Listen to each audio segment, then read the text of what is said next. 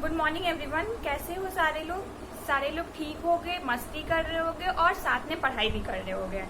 तो हमने क्लास 6 का एक चैप्टर स्टार्ट किया था, चेंजेस अराउंड अस।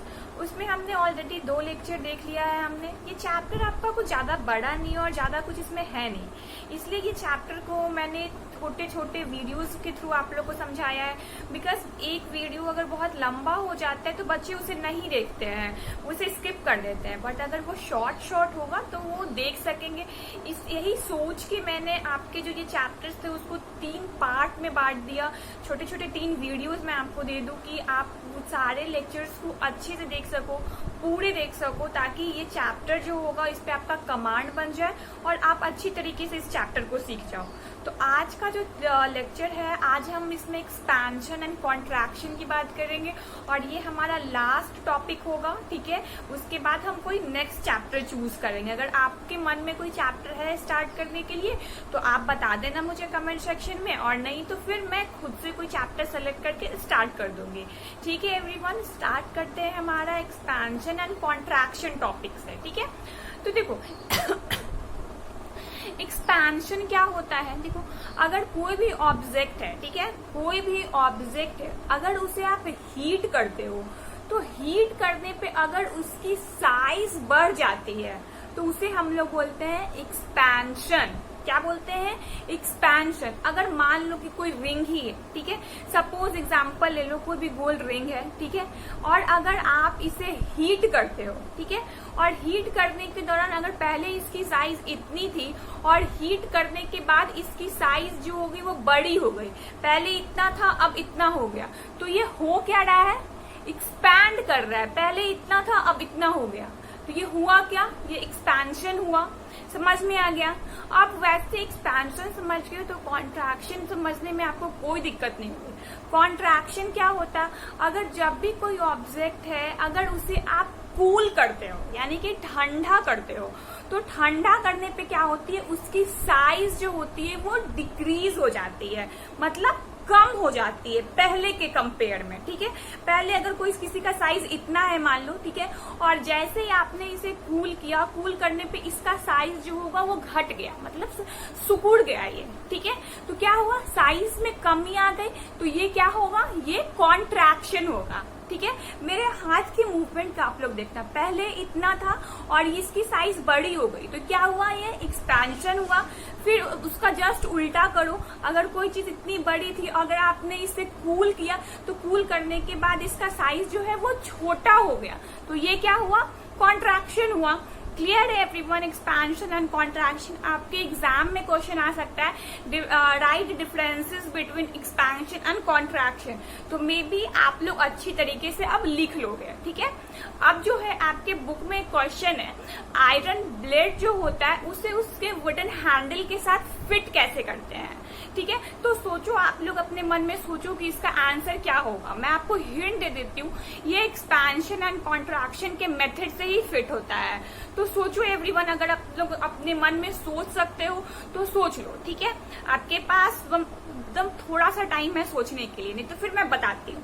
ठीक है, अब जो बच्चे सोच लिए हैं वेरी गुड, और जो नहीं सोचे हैं अब मेरे आंसर को सुनो। ठीक है, आपके स्क्रीन पे देखो। ठीक है, मैं जैसे जैसे बोलूंगी आप अपनी स्क्रीन पे जो इमेज मैंने ऐड किया है उसे आप देखते चलना। ठीक है, उसे आप देखते चलोगे तो एक एक पॉइंट आपको क्लियर होगा इस क्वेश्चन का। ठीक है, तो देखो ये जो मैंने फिगर ऐड किया है आपके स्क्रीन पे, ये क्या है?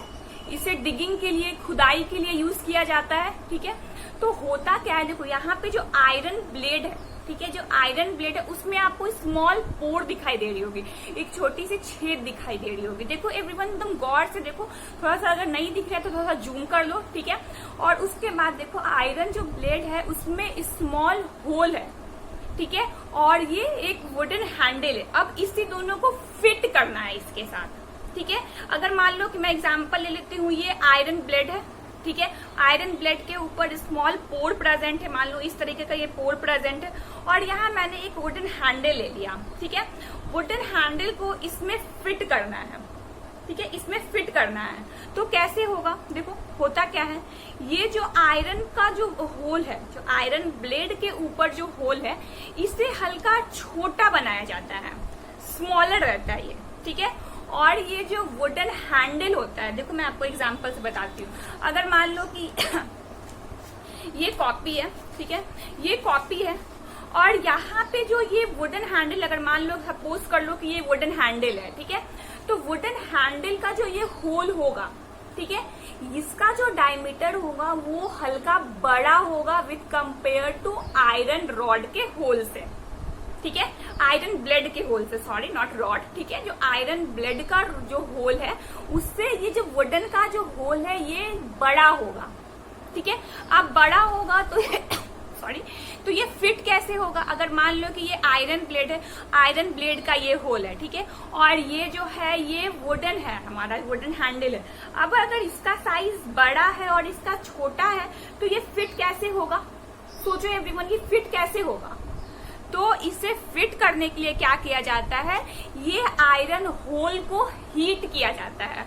और मैंने क्या बताया था, हीट करने पे क्या होता है, एक्सपेंशन होता है, साइज की इंक्रीमेंट होती है। तो जैसे ये आयरन ब्लेड को आप हीट करोगे तो इसकी जो होल है, इसकी होल की साइज जो होगी वो क्या होगी, बढ़ जाएगी, बढ़ जाएगी।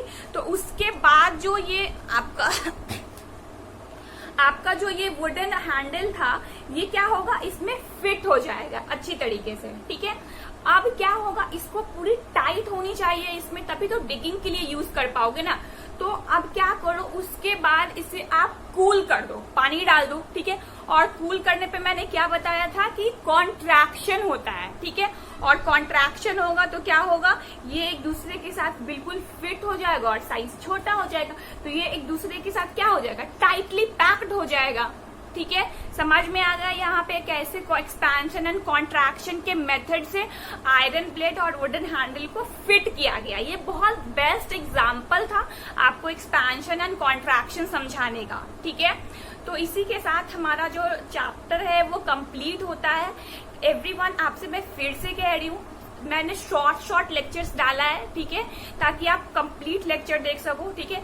आप एक बार पूरी तरीके से वापस से तीनों, ज्यादा आपका टाइम वेस्ट नहीं होगा, हाफ एन आवर में आप तीनों लेक्चर देख लोगे आराम से, ठीक है।